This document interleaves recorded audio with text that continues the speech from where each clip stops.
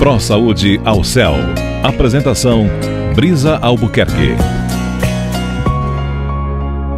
Doutor Roberto, com a chegada da velhice, a pessoa se depara com a interrupção de algumas atividades domésticas e profissionais. Eu digo isso pela minha avó de 86 anos, que foi uma belíssima costureira a vida toda e se deparou com a chegada da velhice, com a dificuldade de enxergar. Ela teve até que operar uma catarata e por questões também de, não só de vista, mas também de disposição, não pôde mais exercer essa profissão e até mesmo as atividades domésticas está mais restrita. Com essa notícia, né, que a gente muitas vezes tem que dar para o nosso familiar, para o nosso avô, para o nosso pai, qual é a maneira mais adequada para informar ao idoso a mudança dessa rotina, para que ele não sofra com a tal da depressão, fique muito triste? Então vamos lá. Então vamos pensar em dois fenômenos. Um fenômeno chama-se envelhecimento, tá? Senectude. Envelhecimento normal, os anos vão passando e a gente vai percebendo os limites gradativamente. E a gente que abraçava o mundo com as pernas, a gente que tinha todas as possibilidades, a gente vai devagarinho selecionando aquelas possibilidades, aquelas atividades que nos dão mais prazer. E a gente também, além de selecionar, a gente favorece essas atividades de serem feitas. Então, por exemplo, no caso dela, cuja vista começou a ir deteriorando, ela operou a catarata, ela tentou compensar uma deficiência que ela tinha de alguma forma, né? Então, para ir estendendo os limites dela até o limite do possível. Até o limite do possível, né? A gente sabe que já vai haver um limite para ela e para todos nós. Então eu falei que são dois processos. Um eu chamei de envelhecimento, senectude. O outro processo é senilidade, é a doença que acomete a velhice, que é tão comum na velhice. Mas ela não é necessariamente presente, não é obrigatório envelhecer doente. Só que quando acontece o processo da doença durante a velhice, vai aumentar a chance de eu ter limites mais. Então, por exemplo, se no meio do caminho eu tenho um derrame e que metade do meu corpo não funciona, né, eu tenho que aprender a conviver com esta deficiência, né, e assim por diante. Eu tenho uma amputação, sei lá, eu tive um acidente aos 20 anos de idade, tenho uma amputação. Tá bom, fazer o quê? Eu tive um infarto, não sei quando, e daí eu não consigo mais subir uma escada porque meu coração enfraqueceu. Aí já é doença, é fora dessa lógica normal da vida, né? Então, a gente está meio preparado para aceitar os limites que a idade vão trazer. A gente está menos preparado para enfrentar os limites que a doença vai trazer. É uma interrupção abrupta, inesperada de uma trajetória, né? Então, assim, como que eu faço para falar para o meu avô que ele não pode mais guiar? Como é que eu falo para a minha avó que eu acho que é melhor você não mexer mais na conta do banco porque você está se atrapalhando toda? Olha, você está esquecendo o fogo aceso. Como é que você vai cozinhar? Está complicado, está perigoso.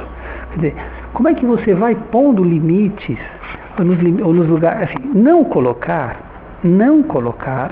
é de uma irresponsabilidade, de uma criancice muito grave. É mais ou menos que nem você com teu filhote, eu com meu filhote. O menino vai, sei lá, eu pular da janela e eu achar que tá que nem o Batman, eu que nem o Superman, e eu achar que tá tudo bacana, né? Não, eu sou responsável por essa criança, né? E eu olho e falo, não, cara, aí você vai botar o dedo nessa tomada, você vai tomar um choque. Não põe o dedo aí. Enfim, ele põe, né? Ele põe até ele aprender por ele mesmo que tem coisa que realmente o papai tinha razão, né? Tem coisa que é perigosa. Chega uma hora em que a gente assume um papel de responsabilidade perante os nossos pais. Isso é extremamente delicado, porque isso pode vir por problemas psicológicos meus, por uma arrogância minha e não por uma impossibilidade dos meus pais ou dos meus avós, mas por uma arrogância minha. Então, olha, aí nessas situações, quando menos é mais. São situações onde, às vezes, esperar um pouco, consultar alguém, às vezes é melhor, né? Tem muita gente que lida com isso, ser assistente social, instituições de idosos. Aqui em São José dos Campos, nós somos extremamente privilegiados, porque a gente tem um monte de instituição para idosos. Quer dizer, nós temos aqui o nosso reger, mas nós temos um monte de casa do idoso, nós temos...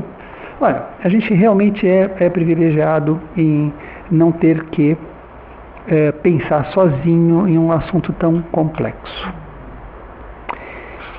Como falar para alguém uma coisa assim... sabe assim, a história do câncer? A história do câncer é assim. A história do câncer tem uma conversa assim. O paciente não conta para a família que tem câncer. A família não conta para o paciente que ele tem câncer. Conhece essa história? Já ouviram isso? Já ouviram falar disso? Bom, então é uma conversa desse tipo. É uma conversa onde parece um surdo aqui, outro surdo ali, ninguém fala nada sobre as más notícias, a gente não fala sobre isso e vão vivendo como se tudo tivesse muito normal. Na demência, temos umas coisas parecidas. O vovô está ficando esquecido, ele faz de conta que está tudo bem. A gente faz de conta que está tudo bem. E vamos levando, ou porque a gente não percebe mesmo, ou porque por uma questão de empatia, de amor, de afeição, de cuidado, a gente não fala sobre isso e não vai pondo o limite onde deveria pôr. Nós só vamos pôr o limite quando o cara estiver preso, quando o cara tiver atropelado alguém, quando tiver estourado a casa, queimado a casa, sabe assim? A gente esquece que às vezes tem que conversar sobre o assunto, né? Mas eu não tenho uma receita de bolo, porque cada situação você vai ter né, no caso da tua avó, talvez eu consiga falar sobre este caso específico, eu consigo falar, olha, por que você não conversa com ela sobre as coisas boas, né? Porque assim, por exemplo, conversar sobre o passado é super legal, conversar sobre tudo que ela já fez naquela máquina de costura, pedir para ela dicas de modelos, ou pedir, sei lá, combinação de cores, é tanto assunto para você falar que vai valorizar a habilidade dela e talvez não vai confrontar ela com as inabilidades dela. Então, se você puser ela diante de uma máquina e faça um belo vestido que nem você sempre fez, ela vai deprimir violentamente, porque ela vai ser posta em confronto com a incapacidade dela.